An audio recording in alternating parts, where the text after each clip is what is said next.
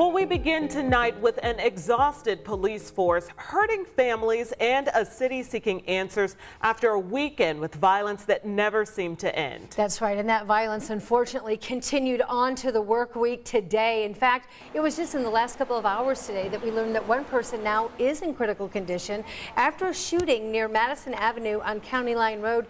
That's on the south side of Indianapolis. And that shooting follows at least 11 others that left 7 people dead. Another 10 hurt in nearly every single corner of the city. So tonight at 5, we do bring you team coverage as 13 Investigates sits down with city leaders to find out if there's a pattern to this weekend's rash of violence. But let's begin with Dustin Grove, where he met one of those families hurt by the violence on the east side. This is the scene of one of those shootings. Police say a man was shot and killed inside this business here at 20th and College. One of 7 people shot and killed across this city since Saturday morning. But they are much more than just a statistic, more than a number on a map. Just ask those who've loved and lost them. Everything just happened so fast. The Sosa Mendoza family should be celebrating their youngest child's first birthday. Instead, they are grieving the loss of her dad.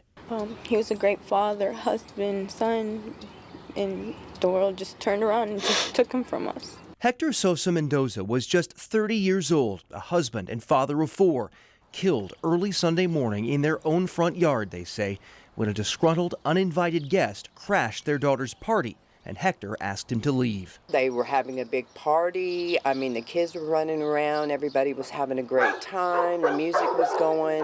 Narji Wilson lives just down the street. She doesn't know the family, but she does know their pain. We have had gun violence in our family as well. That's why she's upset today, too, not just with what happened to her neighbors, but with what she says is happening to her city. Shooting after shooting after shooting, and so many lives lost. How come people can't just have a fist fight anymore? Everybody wants to shoot somebody. They can't come back from that. You beat somebody up, they can come back from that. You shoot them, they're not here anymore. He was a great son. Back at the Sosa Mendoza home, Hector's mother and wife are planning a funeral. How will you get through this? Nunca. Never. I asked Mrs. Mendoza if there's anything she needs, anything her family needs right now. She said all they need is their son back. Back to you.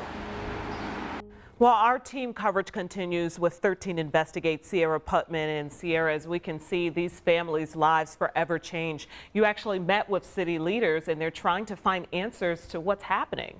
And you know, our first thought this morning is, were these cases actually connected? And based on what the chief said today when I spoke to him, he said no. The common denominator is simply gun violence. Now, we plotted out where 11 of this weekend's shootings took place in Indianapolis. Most of the violence was in the northeast part of the city, but you can see there were also incidents to the west, from a dispute at a party like Dustin reported on to a shooting outside of a restaurant. A murder-suicide.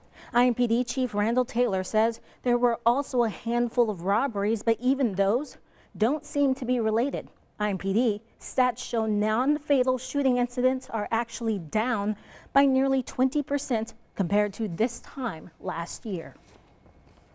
How do you help people reconcile those two things, that you can have a week with lots of violence and shootings can be down in the city?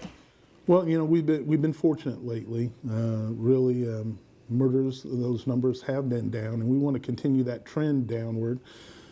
So some things are going right. Something in there has worked, whether people have decided not to commit those crimes. We've got the right people off the street.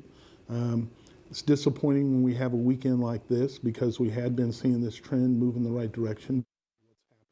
Chief Taylor says this was unfortunately a, quote, bad weekend. Coming up at 6, we'll take a look at the steps the police and the city are taking to combat violence. And you will also hear their response when I ask them if what they're doing is actually working. Yeah, thank you so much, Sierra. Hopefully these families can find some answers that they're looking for. Well, the violence wasn't just here in Indianapolis this weekend. Nope, we saw shootings with multiple victims from Bloomington to Lafayette. New tonight, we've learned that Lafayette police made an arrest in Sunday morning shooting. However, we don't know the charges that person may face. 2 people were killed, 4 others hurt after a fight broke out during a large block party with more than 100 people in attendance. Also, 2 shootings sent 4 people to the hospital in Bloomington early Saturday morning. Police told us 3 people were hurt in a nightclub shooting, and someone else was shot in an alley about 2 blocks away. Investigators haven't determined if the 2 shootings were connected. And we've been talking about rising violence in central Indiana now for years, and we've learned today that guns became the leading cause of death in children and teens across the country in 2020. The CDC found more than 10,000 people between the ages of 1 and 19 lost their lives in gun-related violence that year.